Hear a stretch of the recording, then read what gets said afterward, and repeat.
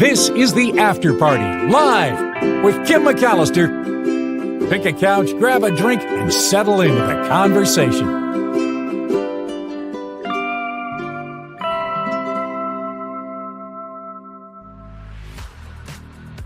Hello, everybody. It is the After Party Live on a Travel Tuesday. Thank you for your patience. Thank you for being here. Right now, at this very moment in time, Mark is doing a recorded interview with the Cupcake Lady, the winner of Cupcake Wars 2 times, Christy Grammer. So I was trying to get everything set for that and already. And it's going to be a really good interview because she's got some new flavors that are on the way and some new products as well. And wait till you see what is in store at sweet106bakery.com. I'm super excited to share it with you. We will have her on the show. We'll run the interview, I believe, tomorrow. But right now they're doing that. So that is what took me a little bit of time. Thank you for being here. I really appreciate it. I'm going to the chat. Hit the like button, Yvonne says. I forgot myself. Thank you for reminding me, Yvonne. Please click the like button. If you haven't subscribed, please subscribe to the show. Hitting the like and hitting the subscribe, that's all free. You know, what you don't want to do is click subscribe and unhighlight it. You want to click subscribe and have it highlighted. That means you are subscribed. So don't unsubscribe. Please. I don't want to lose you. I love you. Yeah. Okay, so this, it seems like was a conversation over on the Mark Thompson show, and again here. I probably want to address it there because the chat's moving fast and there's just so many people and so much going on. But I think Phineas knows why. And I don't know if do you want me to talk about it, Phineas? I don't want to call you out or offend you or make you feel bad or anything like that. But if you do want to talk about it, I don't mind if you want to. Will you let me know in the chat? Because I don't want to step on toes if that's not something you want to bring to the forefront here.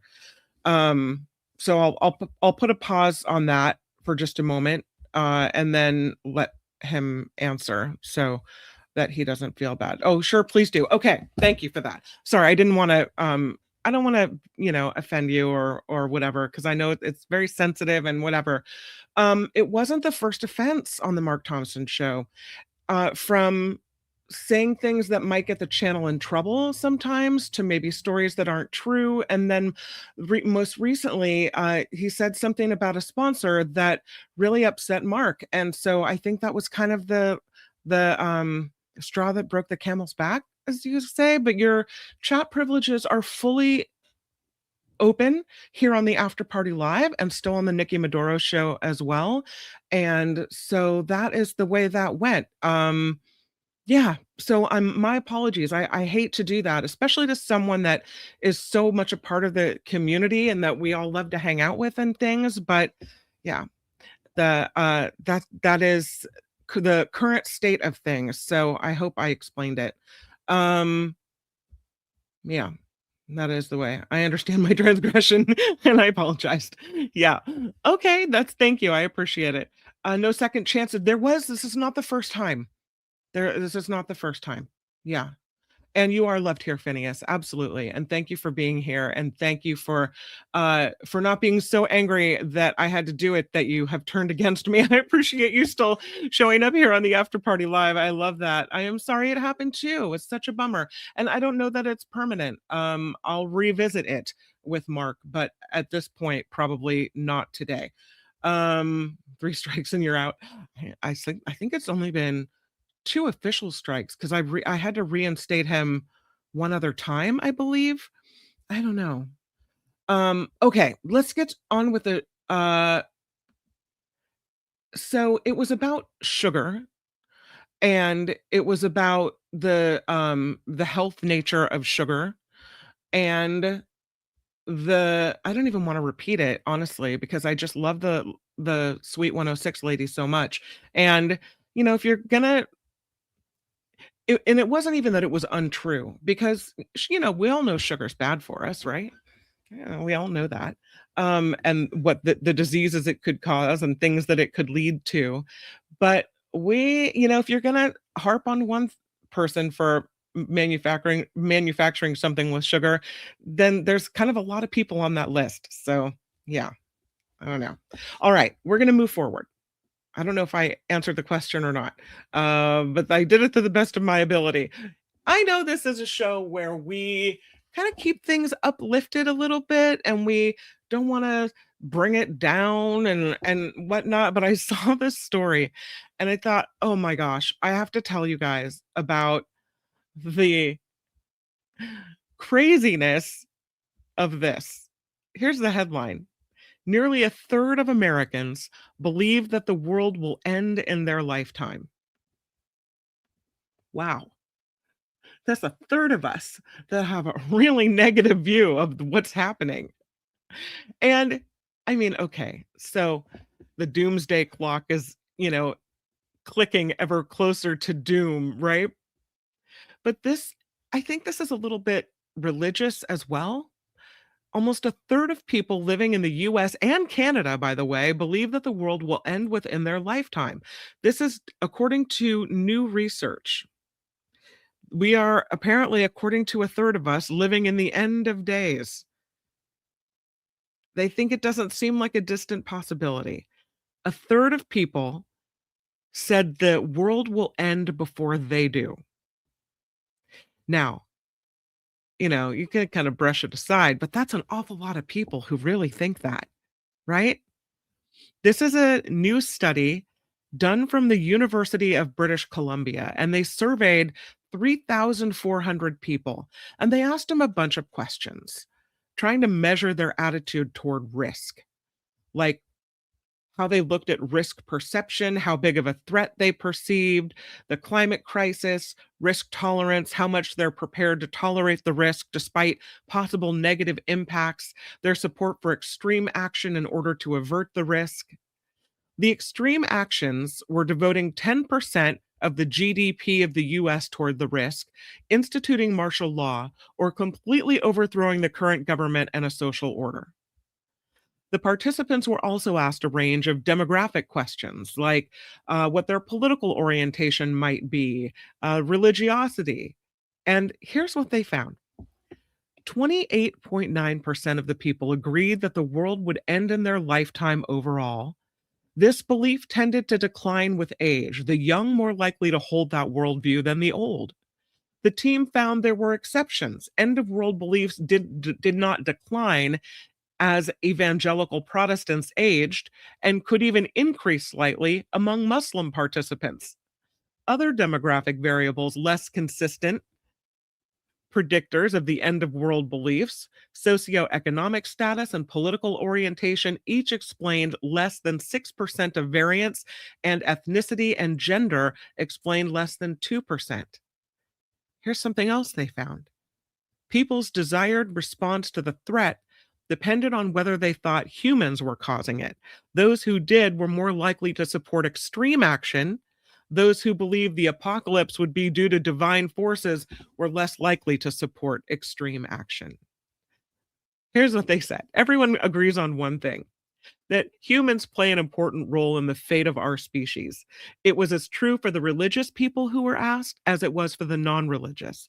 But there were some differences between religious denominations that were stark.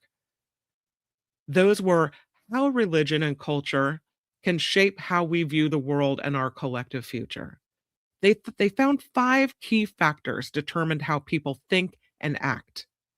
These were how close the perceived threat is, whether they think humans were responsible, whether they think divine or supernatural forces are responsible, how much influence they personally could have over the outcome, and then the 5th, whether the end outcome would be positive or negative.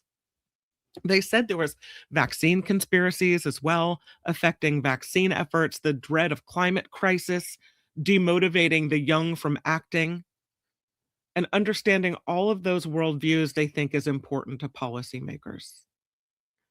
So, whether it's climate change, AI safety, pandemic preparedness, that we need to understand how different communities are interpreting these threats through their own cultural lens. Because there are genuine catastrophic risks. So the study authors say understanding that has not been more important than it is right now. By the way, if you're interested in more about the study, it's published in the Journal of Personality and Social Psychology. And again, nearly a third of Americans think the world will end in their lifetime. What about you? I'm going to the chat. Do you think the world will end in your lifetime? Gordon says we are responsible for the elimination of animals and insects. Nolaphidian says, my father's house has many mansions. Oh, you're talking about religion stuff. Yeah. Hmm. Um, what do you think? Many Christians, says Nolaphidian, are praying ardently for the world to end so their Jesus will return and take them to their mansions in the sky. Oh, that's what you're talking about. Yeah. Katie says, I think we got to run this one by Neil deGrasse Tyson. Perhaps. Yeah. Uh, I don't know. I don't think the world is going to end in my lifetime. Maybe I'm too old. Maybe I have to be younger to think it's going to end in my lifetime, but there's a lot of stuff that scares me. Yeah. Um, let's see. We may end ourselves, says Mobius. The world will go on. So you think humans will end, but not the planet. Humans think they know it all, says Cameo. No, says Mindy, but we need to stop war with each other. That I agree. Blue Spark thought Jesus was coming back, wants to know what the heck he's waiting for. I don't think the world will ever end, says Dillette. In a positive stroke of thinking from Dillette. Thank you for that. We need a little of that here. Eileen says evangelicals have been talking about and looking forward to the rapture forever. What the sizzle says, everyone knows your life could end in a split second. I think in this case, we're talking about the end of days kind of thing, like, where we talk about it in movies and such, where the humanity takes itself out, right? Whether it's with AI or whether it's war, nuclear weapons, or whatever, that humans are going to destroy the planet. That's kind of how I see end of days.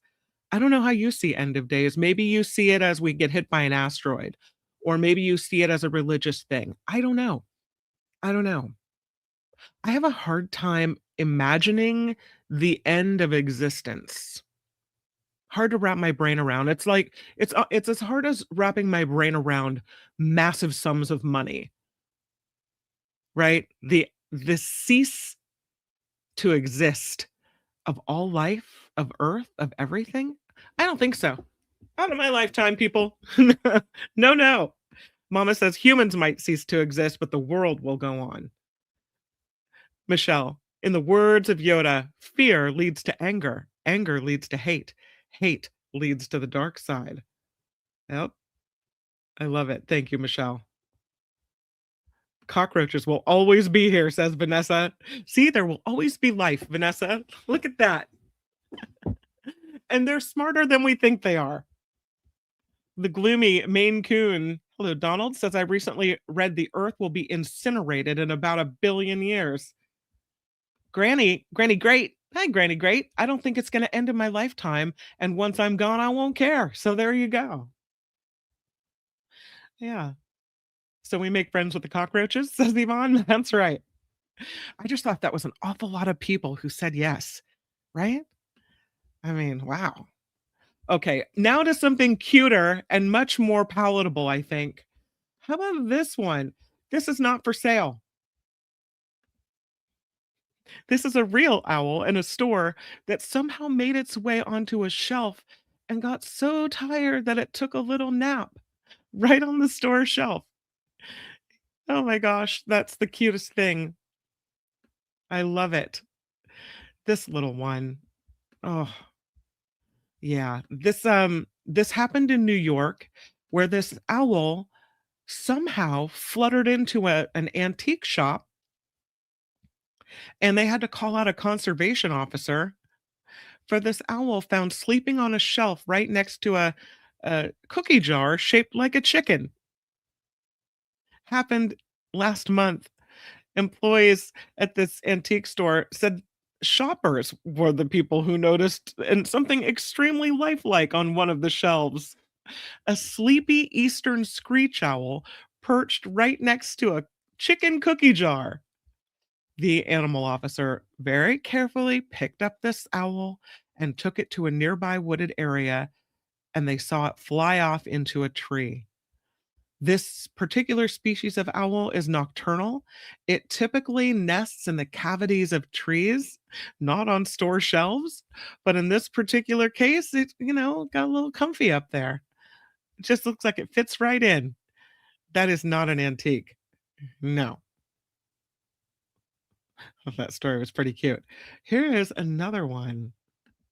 This is a story about raccoons, and they are smart. Apparently, they solve puzzles just for the fun of it, even when no reward is being offered. Started with the reward, but even after the rewards had ended, they kept solving puzzles. Talk about the end of days. Maybe it'll be the raccoons and the cockroaches left behind. They're always breaking into places, managing to get containers open. They're pretty smart. So, researchers thought, let's test the problem solving skills of raccoons. At the University of British Columbia, they set to it and created a custom built puzzle box with 9 entry points and mechanisms like latches and sliding doors and knobs. And at the very center of the box, a marshmallow. That was the grand prize. They enrolled some raccoons in the study and they gave them 20 minutes to solve the puzzle box. The entry points were rated easy to medium to hard, and it turns out they didn't really need the reward, the grand prize, the marshmallow. Researchers said we weren't expecting them to open all 3 solutions in a single trial. They kept problem solving even when there was no marshmallow at the end. And continuing with the task when there's no reward is considered a clear sign of information seeking. That they continued means the raccoons could learn more about the box at hand with each attempt, even if they didn't get a snack for their efforts.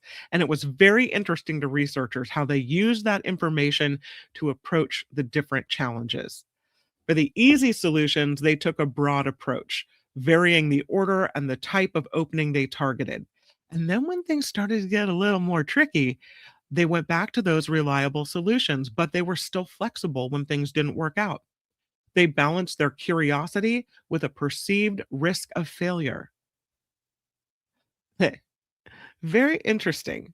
They said the kind of curiosity and love of a puzzle, whether there's a marshmallow involved or not, contributes toward our understanding of why these so called trash pandas have become so successful in urban environments. So we knew they have these grabby, sensitive hands and they have this dexterity for solving problems. But now they say it's clear the thirst for information is another driver behind their behavior. That's why they're such good garbage can raiders and bank robbers and liquor store breaker inners. One of the study's authors said raccoon intelligence is long featured in folklore, yet scientific research on their cognition remains limited. And studies like this provide empirical evidence to support that reputation. The study, by the way, published in the journal Science Direct. They kept going. No marshmallow, even. No marshmallow. They wanted to figure things out. They wanted to open the box. They're crazy smart. Wow. Look at that. He's cute. And there's wisdom behind those eyes. So, another story for you. There was a meteor that lit up the skies of Europe. That's what it looked like. Almost looks like the moon in this picture, but it was this bright light that went sailing across Europe and then possibly slammed into a house, the bright light being a meteor. No one injured at the home in Germany, but the European Space Agency is now investigating this. This bright fireball lit up the sky in the early evening through at least 5 countries, happened March 8th of 2026, right before 6 p.m. Belgium, France, Germany, Luxembourg, the Netherlands, people all reported seeing this glowing object streaking across the sky for about 6 seconds before it disintegrated into multiple fragments.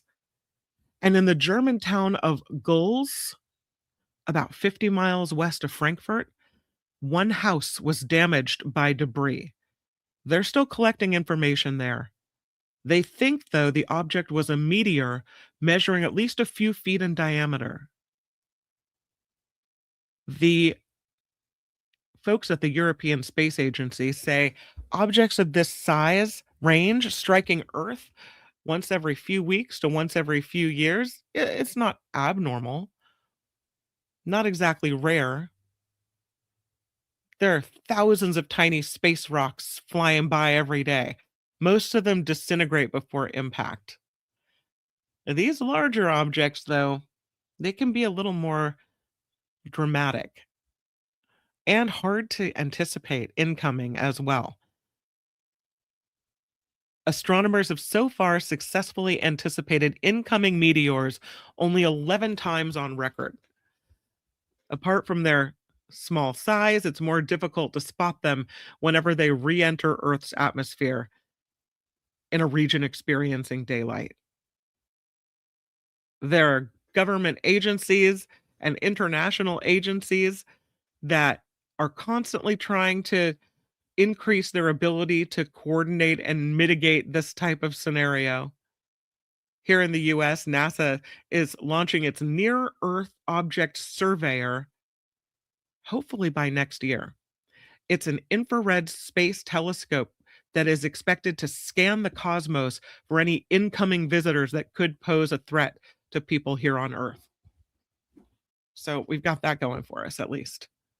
But quite a sight in the skies over Belgium, Germany, Luxembourg, the Netherlands, etc. That's a pretty big object, I have to say. All right, we have to do this story. As a matter of fact, not only do we have to do this story, but we actually had this story as part of a trivia question, Thursday trivia, not too long ago. Oh, you know what? Before we end this, I wanted to share the screen with you because there's video of this meteor. I think I have it. That's the still picture that I have for you. And here it is. See if I can make it big. There it is. And here's what they saw.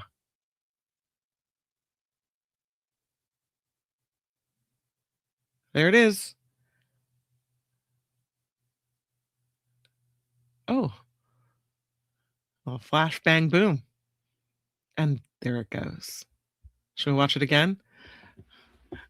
I too, if I was looking up in the sky seeing that, I would have been like, what in the world is that? Boom. And it fizzles out. And there it is. You had to be looking up right in the right place at the right time. I thought that was interesting. I also have I have another video that I wanted to show you. And this, we did this story as we discussed trivia the other day. But hold on, I'm sorry. I'm not doing well over here. This is the wife carrying race. You remember the annual wife carrying race? And I just have too many windows open. Things are going on over here. And I wanted to show you the video of the people that won this year's wife carrying race. I think the question we had was, in what country is the race? And the answer is Finland. And so here we have this Finnish couple that succeeds in winning once again.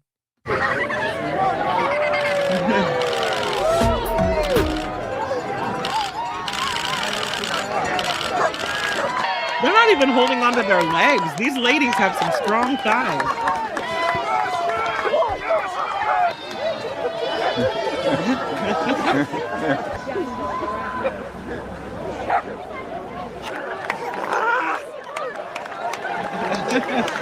That guy has to carry his wife.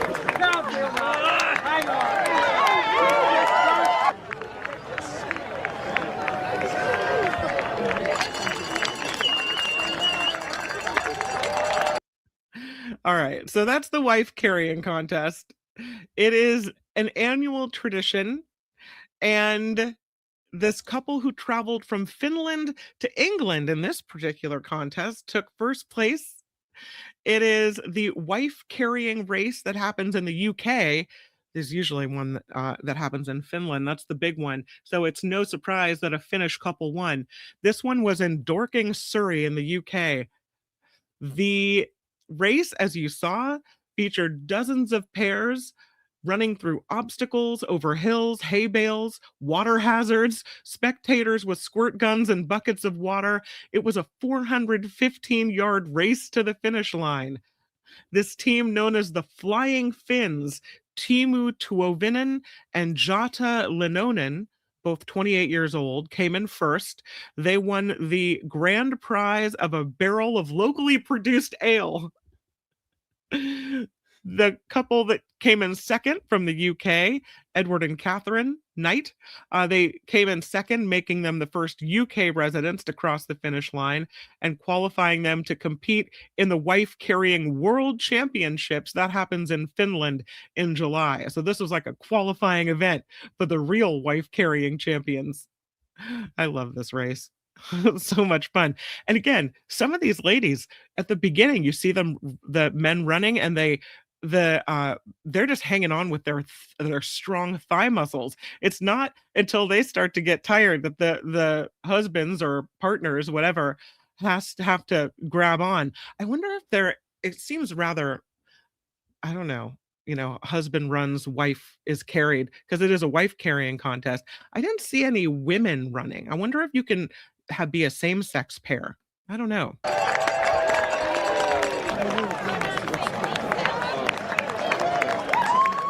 Well done, man. Fantastic performance. Go on, me! Go on, me! And thanks to all the spectators too.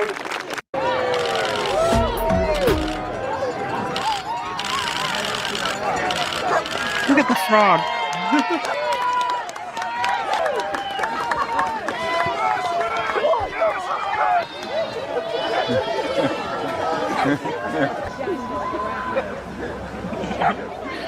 I didn't see any women running. It doesn't mean there aren't any women in the contest, but I didn't see any.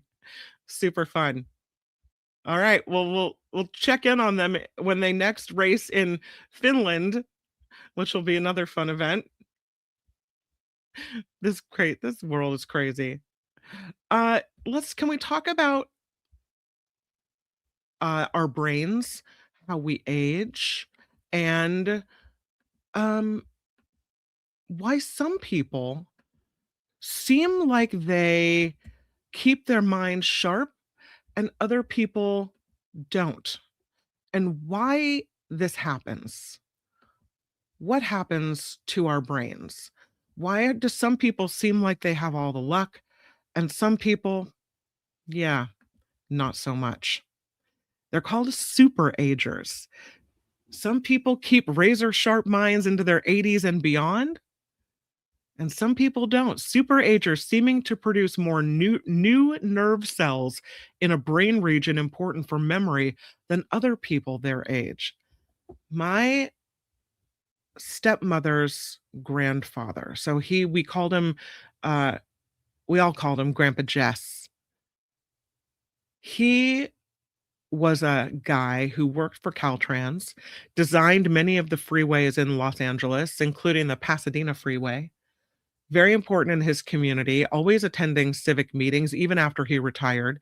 And he was 95 years old, driving himself to civic meetings, participating, commenting, and someone that city leaders still look to provide information. Up until the very end, his mind was super sharp. And then there's others of us who kind of lose that ability gradually as we go along. So what is it? It's been a thing that neuroscientists have struggled to understand. The adult human brain and new nerve cells or neurons. It's called the process of making new neurons. It's called neurogenesis.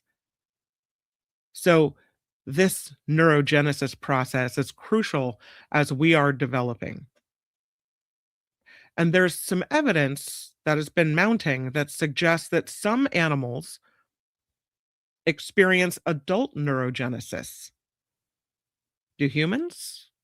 There's been a study, 38 human brains were analyzed, and scientists say after the analysis, there is evidence that supports the idea that adult humans do create neurons and that replenishing those cells could help preserve certain cognitive functions that we have.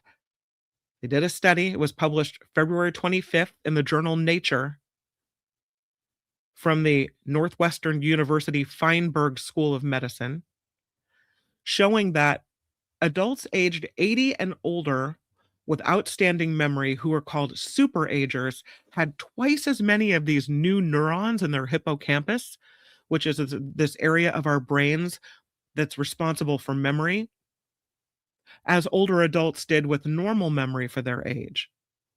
2.5 times more new neurons, as many as people that have Alzheimer's. How do we kickstart the development of these neurons? How does that happen? And if they figure out how to do that, could they cure Alzheimer's? Could we wipe away memory issues? The study, they say, shows the aging brain does have the capacity to regenerate, and that is huge. Superagers can recall everyday events and past personal experiences as easily as people decades younger in their 50s, but they have IQ levels comparable to those of others in their age. So they have the wisdom, the experience, and the memory. In this study, researchers examined donated brains from members of this special group, the superagers, as well as from those from other classes, older adults with no cognitive problems, older adults with mild or early dementia, older adults with Alzheimer's disease, and younger adults, 20 to 40, with intact memory. They said the young brains help them find genetic markers of several types of baby neurons, which were subsequently identified in the older adult brains. But they said the superagers had way more of these immature cells in their hippocampi than other elderly people, and even some of the younger adults, too. And the nerve cells called CA1 neurons and the support cells called astrocytes appeared to play an important role in the superagers' extraordinary cognition. They say the CA1 neurons help form, consolidate, retrieve memories. The astrocytes help the neurons build connections with one another, which allow them to communicate and seem to stabilize the memories. So, what is emerging from this study is this idea that superagers are in general very distinct, according to one of the co-authors of the study. The genetic programs that support brain cell survival and communication stay on in superagers in these cells, but they're switched off in Alzheimer's disease. There's still some questions, still some reservations about the study. Some people say it's based on indirect evidence, that we don't actually see one cell physically changing into the next cell, that each analyzed group had 10 or fewer individuals, and that's a major limitation in this study. So this hasn't settled the debate on neurogenesis, but some researchers say it's pushing forward our understanding of the human brain. And that the next step would be to examine the roles of adult brains' newborn neurons. They would have to come up with some research techniques that are new in order to do all of that. A functional validation of these cells to see exactly what they're doing in the human brain. But it makes sense as to why some people seem to be with it right up until the very end, and some people, their memory declines way earlier. And boy, wouldn't that be cool if we could figure out a way to make it so that we all had this excess of those neurons in our brains. Maybe not so far away. No, I'm hopeful. I have a new superfood to share with you. And I don't know if you want to eat it, but maybe we could try it if it's easily accessible for us. I'm not sure. It is a sea bean. Are we going to eat sea beans? We're going to have a sea bean luncheon and we're going to eat this because apparently this is going to be one of the newest foods that is the best for us and is sustainable. There it is, the sea bean. We're eating it. It's called samphire.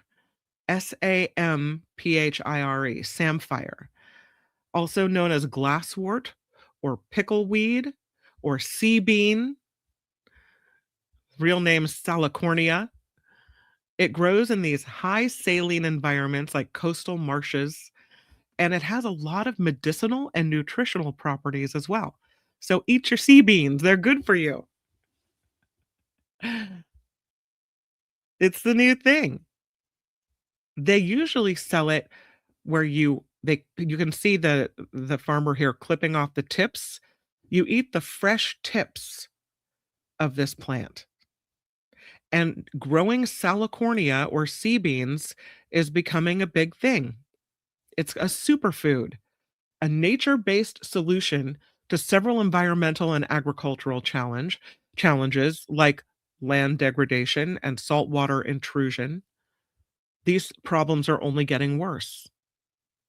And now this sea bean, which is unknown in a lot of places and might be difficult to find in the grocery store, is becoming more and more popular because of climate change, because in some areas the population's growing, and the nature of farming has to be changed a bit. There's sea level rise, freshwater scarcity, soil salinity. All of those things are places where salicornia or sea beans thrive. High water salinity levels, including seawater. One of the farmers telling the Smithsonian Magazine, people thought we were crazy when we started growing this. But they said it grows wild everywhere. Why are you doing this on purpose? He said cultivating a plant that seemed useless wasn't really part of the plan. But this farmer, when he was working as a tour guide in a nature preserve with a salt marsh, saw that this would be something to do. He said there are farms in between the mouths of the Guadiana and Carreras rivers in this area of Spain. And it's an 8 square mile site, a tidal estuary famous for colorful birds, terns, gulls, and storks. And he was leading the group one day, and a French tourist looked around, saw the salicornia, and told him that around Brittany, on the Atlantic coast of France, people eat it. And that piqued his curiosity. So over the next several years, he read everything he could find about this succulent. And then he developed a business. And today, his business, Marsh Foods, produces more than almost 9,000 pounds of salicornia a year on 2 acres of land, sells it to restaurants around the area. And they're set for expansion. It's a bushy plant with a central stem and branches lined with tiny, knobby little scale structures. More than 50 scientifically recognized species of salicornia stretch across 3 continents. They've eaten it since the age of the Bronze times, the Bronze Age, through the Roman and the Byzantine periods. It was part of a Native American diet and First Nation people diet. It grows in nearly every state in the United States. So it's also a good travel snack. Lightweight, full of water, vitamin C, salts, minerals. I don't know. I think it's coming back around. There's More knowledge of this plant now being developed. It has medicinal and nutritional properties. So this could be the next thing in your salad. Get ready. It's coming our way. I'm reading about the plant's chemical compounds could prove effective in the prevention or treatment of neurovascular disorders as well. A safe and effective potential treatment for people who suffer a minor stroke. The studies have been done in the last 15 years, identifying a range of anti-compounds in this sea bean. Anti-inflammatory, antioxidant, antiseptic even, immune-boosting chemicals. It's like a miracle. It might even have cancer-fighting and anti-diabetic chemicals. Promote bone growth, liver protection, antiseptic capacity. They're looking into all of it. But it looks like maybe it's a crop for the future. And more people will grow it. And it'll be more and more accessible to all of us. The sea bean. I don't know what you want to call it.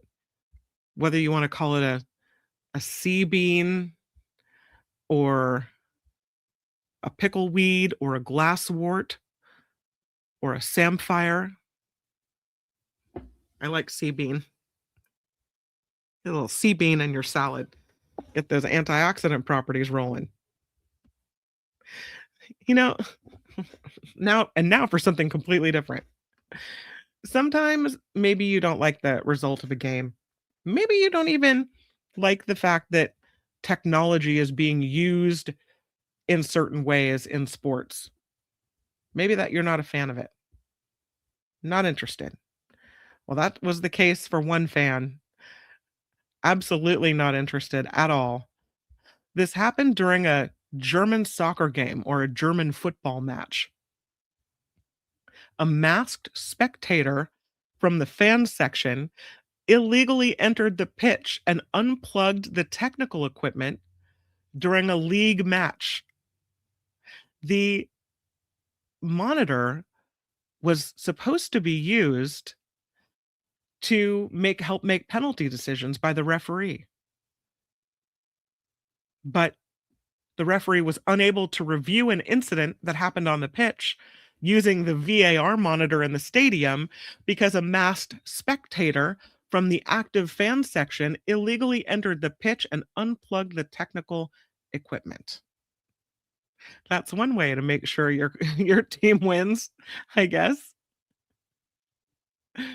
The one of the football clubs said they regret the incident. They'll do everything in their power to identify and bring the perpetrators to justice.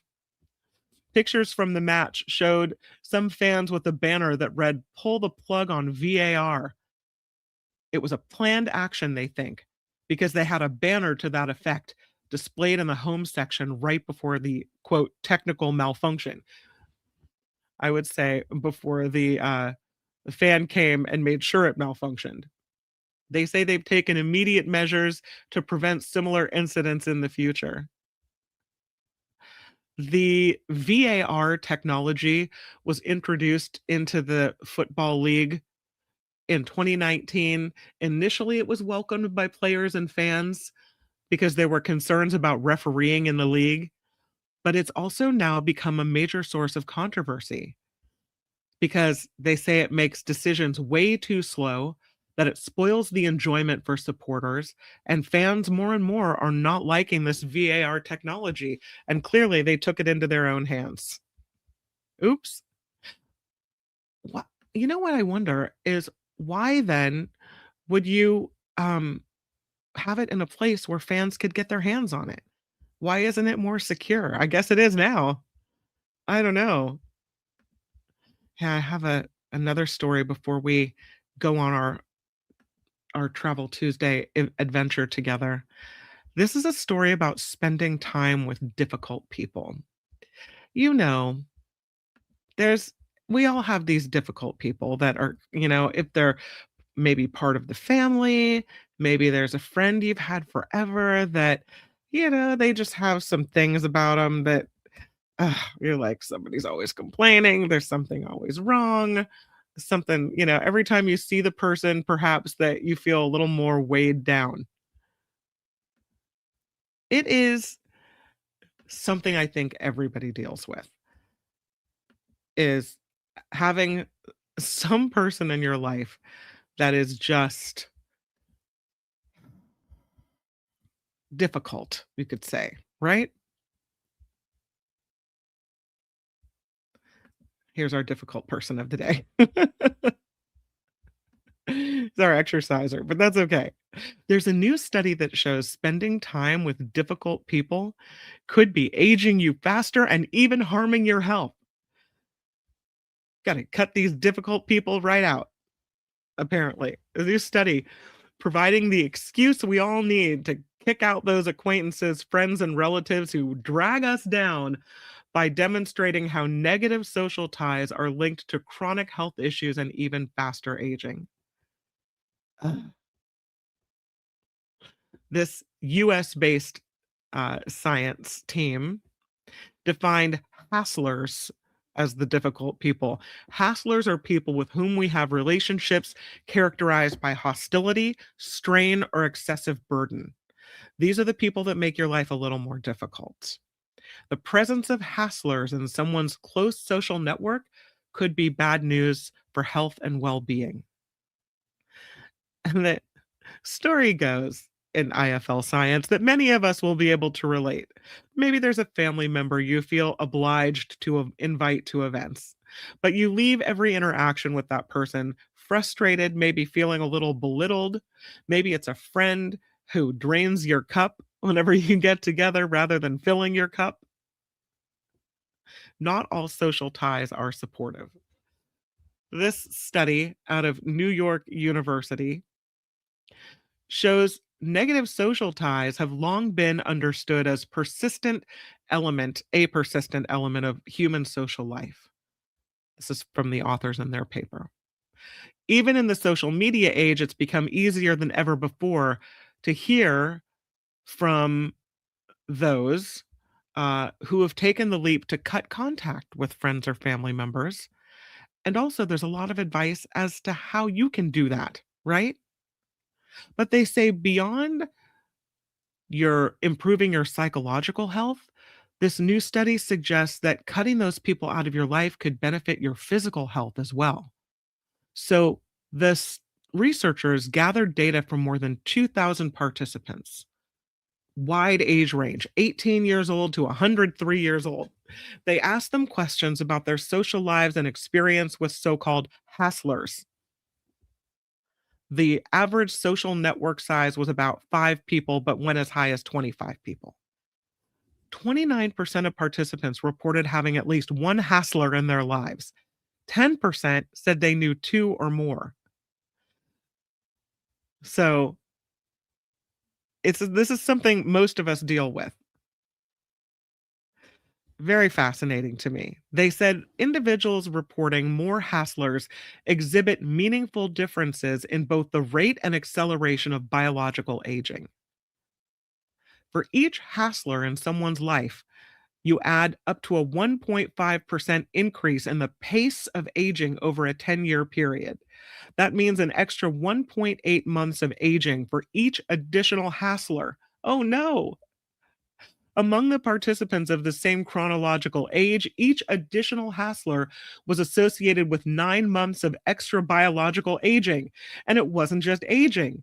Participants reported a higher number of hasslers in their lives, also self-reported worse scores for a range of health indicators, including psychiatric and physical markers. The researcher said, we can't prove causality from this data, and we don't know if the presence of hasslers directly leads to poorer health. But what they observed there was kind of an association between having hasslers and the rate of aging. And they said it makes sense. Chronic stress is known to be linked to premature aging, and there really isn't a lot of things more stressful than having to spend time with someone who's a quote hassler. Frequent exposure to hasslers may chronologically activate stress-sensitive systems, fueling systemic inflammation, epigenetic dysregulation, and metabolic strain. according to the authors. So while we've paid a lot of attention, especially during the pandemic, into the health effects, the negative health effects of loneliness and isolation, the other side of the coin is also true.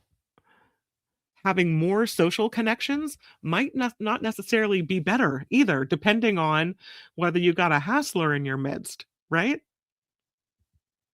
So perhaps it may be time to decrease the frequency of visits with people that you consider hasslers that provide you extreme stress in your life, even if you're not going to cut those people out. I thought that was interesting.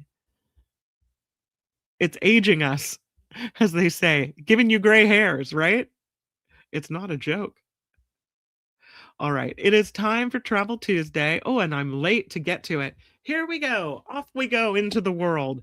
And for some reason, I had a little, I don't know, kind of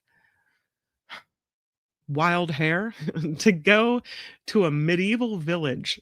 And so I looked up the best medieval villages in Europe.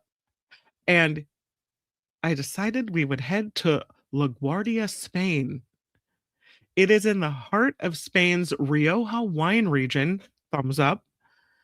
LaGuardia, a hidden gem blending stunning medieval architecture with a renowned winemaking heritage as well. They have narrow cobbled streets, fortified walls, charming plazas, Gothic style buildings. So let's go to it. Here we go to LaGuardia, Spain. Is it LaGuardia? LaGuardia, Spain, or LaGuardia? I'll say LaGuardia, like the airport. Here we are. Off we go. This beautiful place, one of the things you have to see as you head to LaGuardia, Spain, is their old fortified walls. Incredible and beautiful. I have this. This is, let's scroll back a little bit. My apologies. This is the authentic fortified town, this area, the ancient wall. The first stop on the tour leads us to this imposing wall. This is a fortification built in the 13th century surrounding the old town. Sandstone walls. It feels like traveling back in time, where you can enter a perfectly preserved medieval quarter. Got its original layout. It's 2 towers, now converted into bell towers. Part of this wall and access gate remain in excellent condition. You can explore 5 historic entrances to the town: the Paganos Gate to the west, the Mercadal Gate to the south, the San Juan Gate to the southeast, the Santa Engracia Gate to the northeast, and the Carnicerias Gate to the east. That's the latter one, the most recent one, the Carnicerias Gate, is known as the New Gate, and it wasn't open till the 15th century. So for them, that's new. There's a plaque right next to it inscribed with the words, "Peace to those who come, health to those who dwell, happiness to those who march," welcoming all the visitors there. Very cool. And then you have the cobbled streets of LaGuardia. Take a look at this. Beautiful old cobblestone streets. Makes going for a walk super fun. And you kind of imagine all the people that have walked down these streets. I mean, look at that. Old and amazing and beautiful. You can walk through the cobbled streets of LaGuardia, where it seems time has stopped. As you walk down this historic street, you'll come across a series of impressive palatial houses from the 16th and 17th centuries. Each has a heraldic coat of arms from the town's most influential families. The tourist office, one of the most majestic houses. Great place to start your visit. Super fun. Main Street, Paganos Street, Santa Ingracia Street. They're all narrow perpendicular streets, and as you walk along them, you'll be amazed by the variety of architectural styles on both sides: medieval, Renaissance, Baroque, neoclassical, all telling stories of centuries past. Really cool. And then you have Plaza Mayor. This is the charming heart of LaGuardia. This is the clock on the town hall in the plaza. The threshold of the new gate crossed, you step right into Plaza Mayor. It's an arcaded square showcasing the town's history and architecture. What you're looking at is the town hall. On the main side of the square is the 19th century town hall with the coat of arms of LaGuardia and this unique clock with dancing figures on its facade. It is a modern addition built in 1998, but this clock has become one of the town's most beloved icons. Every day at 12 o'clock, at 3 o'clock, 5 o'clock, and 8 o'clock, I think I got that right, the small figures representing traditional characters from their San Juan festivities come to life and dance to the rhythm of festive music. It's a performance you won't want to miss. And of course, we can't go to a town like this without going to church, right? We got to go to church. And so the first church, we have more than one on this tour. The first church we are stopping in, this is also down a cobblestone path. And there it is. This is Church of Santa Maria de los Reyes. It's on Santa Ingracia Street. You get to the Plaza del Gaitero, which is a charming corner of the city where you find the Church of Santa Maria de los Reyes. They started building this church in the 12th century. It was finally completed in the 16th century, and so it has great architectural richness, reflecting several periods. The interior of the church, cozy and elegant, but the doorway is a breathtaking Gothic doorway with a polychrome portico that stands out among the few of its kind in Spain.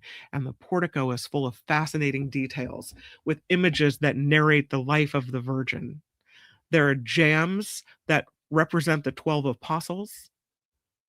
The tympanum is divided into 3 sections with reliefs illustrating episodes of the life of the Virgin, and it's a masterpiece, they say, that has survived to the present day thanks to the preservation brought about by closing down the portico in the 16th century. The main altarpiece features an impressive work dating from the 17th century, Baroque art. You have to go to the tourist office in order to make a reservation to go and see this church. So they don't want too many people filing through. They kind of want to space everybody out, but that's the way you do it. You have to make a reservation to go in, and I think that works out. Definitely something worth seeing. Here's our next must-see, must-do. It's Piper's Square, one of the most unique, charming squares in LaGuardia, steeped in history and tradition. It's right next to the Church of Santa Maria. A tribute has been paid to the musicians of the square, along with this sculptural work designed by an artist from Vitoria, Coco Rico, paying tribute to travelers on 2 steel platforms covered with feet, boots, sandals, shoes, bags, and bronze suitcases. The sculptor is inviting you to reflect on the roads traveled and the traces we leave behind. I love that. That's super cool. Off we go to another church.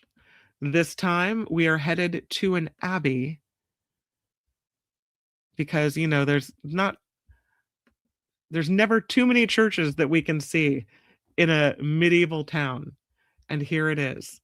This is Torre Abbasial. the Abbey Tower, one of the most representative buildings in LaGuardia, is built in the 13th century. Originally, this was part of the defense system of this town, keeping it safe from possible threats. Now it's a bell tower of the Church of Santa Maria de los Reyes, and it can be visited. They say climbing this tower is a really unique experience. Once you get to the top, it's breathtaking views of the Rioja Alavesa, with vineyards and landscapes and mountains that make up this natural environment and incomparable beauty. So, might be hard to get up to the top of the tower, but we got to go take a look. I have a house that we have to go visit as well. It's called the Primacea House, and it is on the list of must-see places to go in LaGuardia, Spain. Here's a look at this house. It's the oldest building in LaGuardia, and it's also the oldest original winery in Spain. It was built in the 11th century. Its initial function was to store the tithe taxes and the first fruits that were delivered to the church. Then from the 15th century until the 1980s, they say this house has witnessed uninterrupted winemaking. Even today, it is still registered as a winery in the Rioja Control Board. The original production structure has been preserved over the centuries. They do it old ways there. Casa Primacea. The visit starts with this amazing vaulted door with a pointed arch and linteled windows, and the stone wine presses and the cellars add to your impression of this place. Wine ages in barrels 9 meters deep in this area, in this Casa Primacea. So beautiful. I think I have one more stop on the tour, at least. I want to say I do. This is I have 2 more stops on the tour. One more stop on the tour. Check this out. Now that's cool. I want to go tour that place. This is the Church of San Juan Bautista, where religion and history intertwine. These churches, San Juan Bautista and Santa Maria de los Reyes, are 300 meters away from each other. But they say visiting these churches is one of the best things to do in LaGuardia. You get to see the old churches, the old buildings, the old art in here. The Church of San Juan Bautista stands out because of its south facade. It's called one of the grandparents, a beautiful example of Gothic style. The doorway adorned with columns depicting the Annunciation, the Baroque altarpiece dedicated to St. John the Baptist. At the foot of the church, the Chapel of Pilar, built in Baroque style after the destruction of an old Gothic doorway. There's a bell tower on this church as well, which was originally a gate of the old medieval wall. It was renovated in the 16th century and served as a defense tower on the south side of the village. So fun. Okay, I have to share this with you in a different way because the picture was presented in a way that I couldn't save it. But I wanted to share this with you, and this will be our last stop on the tour because I thought it was super cool to look at. To take this down and check that out. See if I can make it a little bigger. There it is. This is the Celtiberian pond of La Barbacana. It is one of the most ancient and fascinating places in LaGuardia. An impressive work of hydraulic engineering built more than 2,100 years ago in the Iron Age. This pond has a capacity for storing 300,000 liters of water, and it is the largest of its kind found in Europe to date. It is on the south side of a hill where this medieval village is located, and it takes advantage of a nearby spring to collect and store water. It was discovered in 1998 during the construction of an underground parking lot. The pond revealing significant archaeological remains, including a Roman altar dedicated to Matris, a Celtic deity linked to healing springs and aquifers. They say this finding suggests that this pond may have held ritual significance in ancient times. Super cool. I love it. So, those are the 10 best things to see and do in LaGuardia, Spain. And that is Travel Tuesday. And I'm sorry that I've gone over time. Oh no. My apologies for keeping you guys late. But I'm so glad we had the chance to see all those really cool things. I really enjoyed myself. I don't know about you. I mean, from cutting out the hasslers to streaking uh streaking things through the skies of Europe to old churches, I'm in. Huge thank you to all of you responsible for helping this show continue. This show happens because you make it happen. Wes, thank you again for your contribution today via PayPal. I saw it come through. Thank you for that. Deidre L throws in a recurring monthly contribution as well. Susan S, Kathy O, thank you. Delette, thank you. Those are the most recent contributions via the PayPal page, which you can find every day in the show description and in the About tab. So huge thank you to you guys for helping that. Thank you again for all the messages that you send. Kim at theafterparty.live is where to find me. You can always email me. Comments, ideas, whatnot. I do my best to respond or use the items that you send. You'll know I got it and I'll give you a shout out for that. So thank you very much. All right. Thus ends the After Party Live, and I will meet you back on the Mark Thompson Show tomorrow where, oops, I'm sorry, I'll stop sharing that. Although it is pretty cool, maybe I'll leave it up. Where Mo Kelly will be filling in for Mark Thompson. We'll welcome John Rothman, and maybe we'll have a little news about cupcakes. We'll do it all on the Mark Thompson Show tomorrow at 11 a.m. on YouTube, followed by this show where we'll check out some waterfalls and do a little relaxation and hang out together. But until we meet again, make it the best rest of your Tuesday. Bye, everybody.